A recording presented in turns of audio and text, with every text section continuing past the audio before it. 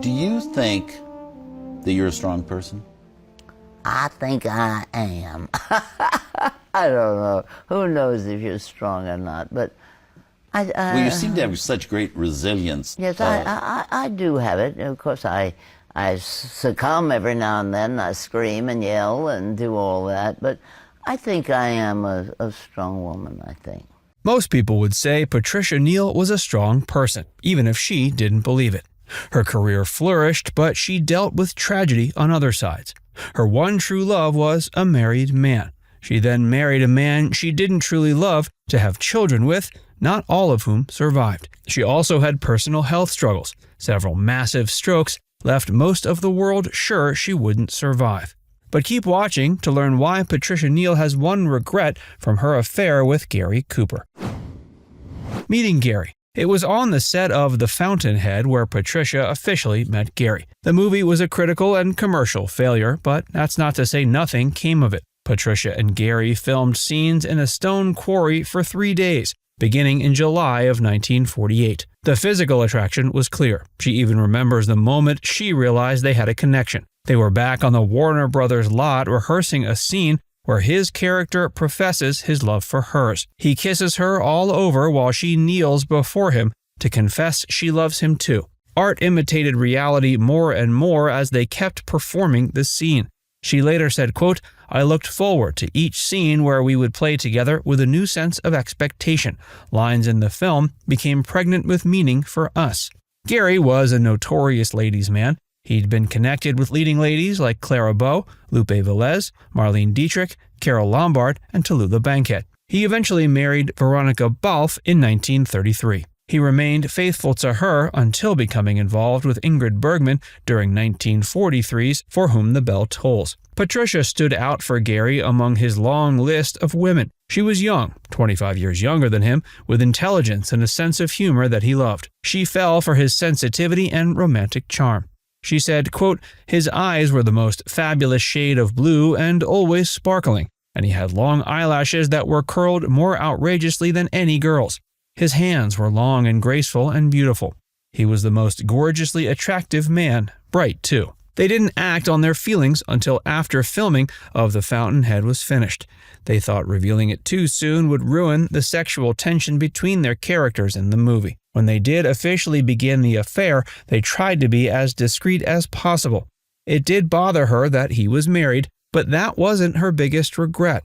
She calls herself a woman who always goes after what she wants, going public, and her one true regret. Keeping the secret became difficult when publicist Harvey Orkin decided to invite Gary, his wife, and Patricia to all hang out at Gene Kelly's house with him and his girlfriend. It was a disaster with a nervous and strained atmosphere. Gary's wife, Rocky, eventually confronted him. He confessed that he was in love with Patricia and had an affair with her. Behind closed doors, the Cooper family was no more. Rocky told their daughter Maria about the affair, and she began hating her father's guts. In the public eye, everything was fine, and Rocky put on a brave face. Warner Brothers probably heard rumors about what was going on and decided to stir pots in the name of interesting moviegoers.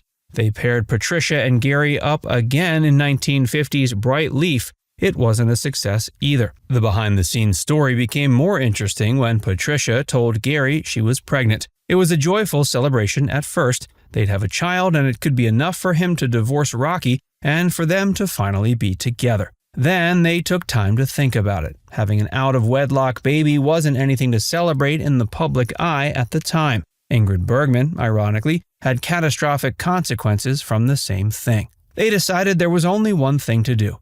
Gary called a doctor in Los Angeles and handed over some money. She went into an office and got a secret abortion. This was Patricia's one regret from her affair with Gary. She said, quote, "For over 30 years, alone in the night, I cried. For years and years, I cried over that baby.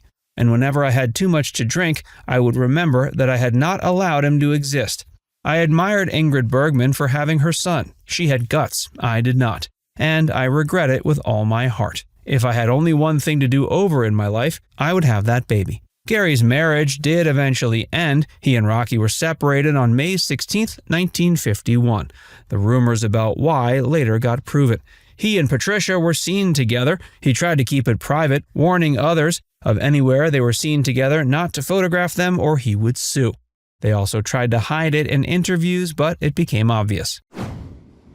Ending the affair. Their love was deep, but Gary was also intensely jealous. He once hit Patricia in the face when he caught Kirk Douglas trying to seduce her. The affair also began to wear on his soul. He knew marrying Patricia would cut him off from his relationship with his daughter. His health was also declining from a series of surgeries for ulcers and hernias. Patricia began to worry. She called Gary's mother Alice and invited her to tea. She was less than welcoming, saying, quote, "Why should I see you after what you have done to my son? He is sick because of you. Do you know what you are?" Patricia was stunned, but knew what she had to do. She knew Gary couldn't fully commit himself to her and that the affair had to end. She called him and told him about the conversation with his mother. She also said they could never see each other again. He confirmed that was what she really wanted. At first, it didn't seem like it was really over. Patricia got a mink jacket for him for Christmas with a note that said, "I love you, baby, Gary." She tried to call him in hopes of reconciliation, but it was futile. They spoke for the last time in October 1955. She told him he broke her heart, but he said he did it all for his daughter Maria. Patricia later admitted in a 2008 interview that she never stopped loving him. She said, quote, "I loved Gary Cooper for years and years and years, and I still love him. Of course, Rocky was not very happy with me, and I don't blame her. Nor was her little girl, Maria, who I guess was about 11 when we started, and I was very sorry. But Gary, I just loved Gary very much." Playing house with a children's author. Patricia was devastated as her relationship with Gary ended, but tried to work in film. She acted in The Breaking Point and The Day the Earth Stood Still, as well as Operation Pacific. But the relationship ending with Gary proved too much. She had a nervous breakdown. Eventually, she found a new love, or at least a new partner. She met writer Roald Dahl at a dinner party in 1952. She didn't truly love him, but wanted a husband to have children with. They were married July 2nd, 1953. They had 5 children: Olivia, Chantal, Theo, Ophelia, and Lucy. Theo suffered brain damage after his baby carriage was struck by a taxi on December 5th, 1960, when he was 4 months old. Patricia said those first 2 years, as they helped him recover as a family, were one of the most beautiful periods in her life. They weren't, unfortunately, the end of tragedy for her. Olivia died from measles encephalitis at age 7 on November 17th, 1962. The story of how she and Roald coped with it was made into a dramatized 2020 made-for-TV movie called To Olivia. Strength to survive strokes. Patricia also had her own brushes with death. She doesn't remember the recovery, but describes what led up to it. I came home one night and was giving Tessa, my eldest daughter, her bath when I had this most tremendous stroke.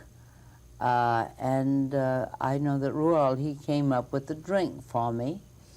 When he saw me, and he knew exactly what had happened. I mean, he really should have been a doctor because he knew, and he called exactly the right doctor, Dr. Charles Carton, who was a neurosurgeon, and he sent an ambulance for me, and they took me to the hospital, and I had 3 massive strokes that night. And as a matter of fact, many people didn't think you would survive. No. Your obituary even appeared in some papers. I like that. I think that's fun, don't you? Yes, right. There are not many of us that can read our obituary and years later look back and laugh at it. She survived with the assistance of her husband and volunteers. She gave birth to a healthy baby and learned to walk and talk after a stroke. This period of their lives was also made into a TV film, 1981's The Patricia Neal Story. It wasn't all happy family times, though. Roald had been engaging in an 11-year affair with Felicity Dubrow. The marriage ended in divorce in 1983. Now it's time to hear from you. Who do you think is the most resilient actress from old Hollywood? Let us know in the comments section below.